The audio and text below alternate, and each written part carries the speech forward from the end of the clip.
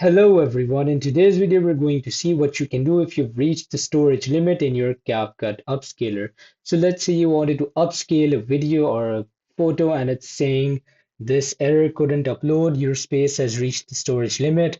You can delete some of your files. What you need to do is you will of course, as it's saying, need to delete some of your files from CapCut. Those files could include things that you've exported before, videos that you've made before using CapCut, since that's where it's accounting its storage for. So what you're going to have to do is you will go on your CapCut, and from there you will just delete some files, you will delete some videos that you've exported that you don't need anymore. This will free up the space and this will help you in order to upscale your videos and save storage for it.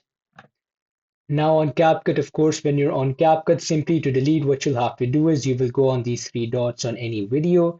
From there, you'll just press on these three dots and you will press on delete. You can also do backspace.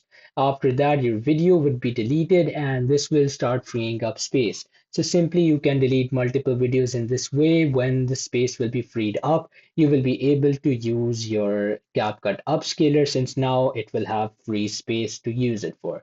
Thanks for watching and subscribe for more.